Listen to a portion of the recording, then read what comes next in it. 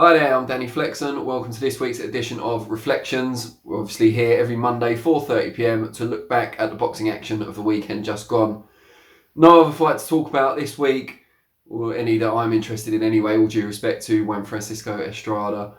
But Sergey Kovalev defending his WBO light heavyweight title with an 11th round stoppage, or actually knockout. We didn't get to see it on the camera angle that the ref fully counted, but I believe it was registered as a knockout over Anthony Yarde. Lions in the camp, a lot of people are using that to mock Yarde's team now, and we'll come to the corner work in a minute, but I think he proved that he's got the heart of a lion, certainly. He was seemingly tired from the mid-rounds, forced himself on, very nearly put Kovalev in serious trouble in round 8, only for Kovalev to take the play away in the following round, showing himself to be a true champion and finished the job in the 10th. Really interesting fight, actually. I wouldn't say it was one of the best fights of the year, as I saw someone say earlier, which is just madness. Not enough happened for it to be the best fight of the year.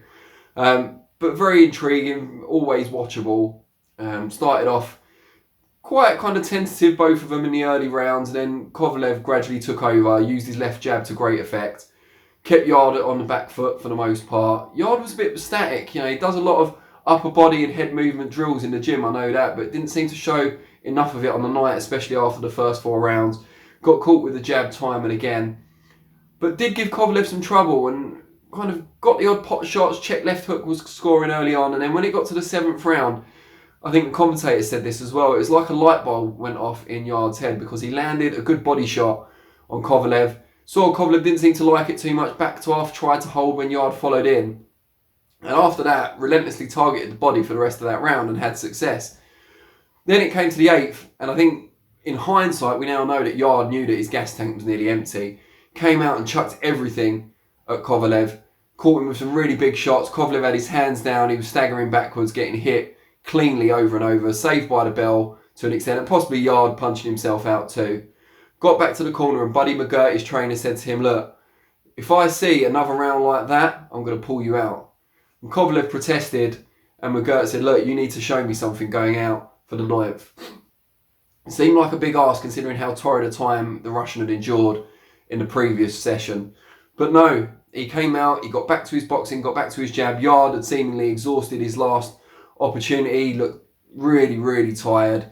I think he threw, it's like a quarter of the shots, maybe even less than that, in the 9th as he had in the 8th. So his output dropped massively. Kovalev came on, got back to his boxing, focused, landed with the jab some more, and by the end of that round he was backing Yarde up, so the tables had completely turned, and after that it was just a matter of time. Round 10, Yarde was on the back foot, defences were starting to fall apart, threw I think it was another check left hook, a bit of a lazy one this time, got hit with a straight jab, ramrod jab down the middle, knocked him flat backwards onto his, I think he knocked the back of his head as he went down as well, and that was the end of the night for him. He was very, very brave. There was ability in there. He was able to land some good shots. He was able to be quite evasive in the first few rounds as well before it started to fall apart a little bit. And the pressure of Kovalev's footwork was really good as well. Closed Yarde down really well. Didn't give him a lot of space to get his shots off. Didn't give him a lot of breaks either. So he wasn't able to conserve energy maybe as he has in fights against lower level opposition. There was a lot of criticism on social media about the corner work on Yarde's side. Tunde Ajayi and his famed System 9 came under a lot of flack, unfortunately, because I like Tunde, he's a nice guy, he's a character. But they certainly weren't giving Yarde the sort of technical instruction that maybe could have forged his way back into the fight. That said, if he knew the game plan going in and they'd worked on all the technical stuff in the gym, maybe what he needed was the sort of encouragement that seemed bland and meaningless to some, the kind of lines in the camp and you can do this and all that kind of thing. But maybe that's what Yarde needed, or at least what they judged he needed at that point in time. It's very hard to say. There's been a lot of calls for Yarde to leave Ajayi behind, and it is completely possible, probable even having watched the fight, that Tunde has taken Yarde as far as he can. However, given this was Yarde's first time in World Championship opposition, he gave a good account of himself.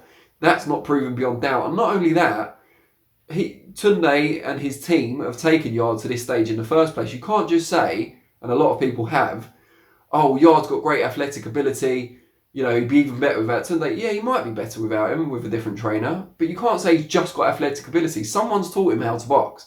You know, he came into the gym at what, 17, only had 12 amateur fights, and he's got to this stage. Someone's taught him to put his hands up. Someone's told him how to slip shots. Someone's told him how to throw shots with accuracy and power, and to shift his weight and the transfer and so on. They might be real basics. Maybe, you know, an amateur coach at any gym could teach him how to do that, but someone has done it. That's my point. Someone has put the work in. And just because people now see Tunde and say he's been found wanting at the highest level, which you know, I've got no quarrel with, that doesn't mean that he hasn't put in a lot of work beforehand. And I don't think that should just be forgotten, even if it's time now for Yarde to move on. Now that's Yarde. I'd like to see him come back. A lot of people have said at British level, the likes of Jose Burton, maybe even Callum Johnson, who's probably more fringe world level now. I'd quite like a Johnson fight, or even someone like Sullivan Barrera, that kind of fringe world title, the sort of fight he probably should have had before Kovalev. There's no reason he shouldn't have that now, but he's going to want some time to rebuild. It was a grueling fight. It'll be, you know, needing a long rest after that, and it might be with Tunde, it might be with someone else. We'll wait and see.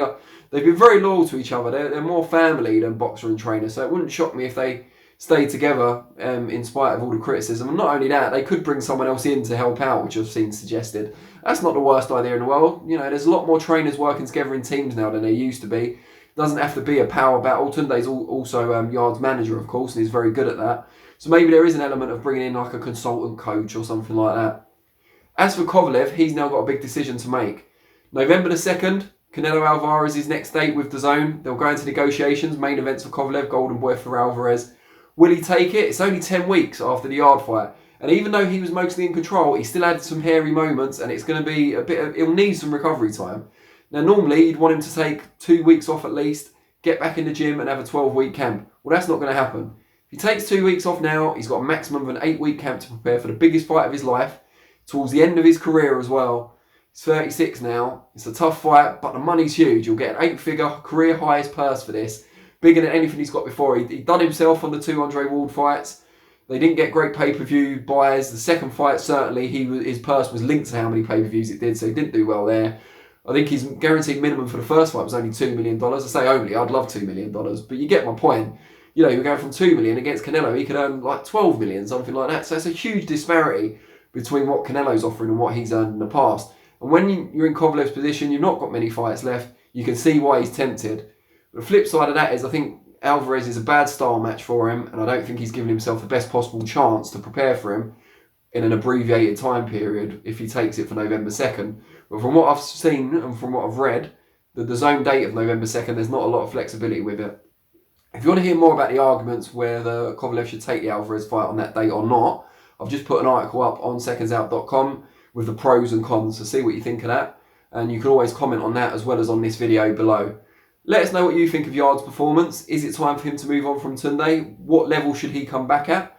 And Kovalev, the main question, should he face Alvarez in 10 weeks' time, or isn't it long enough? What would you do if you were him?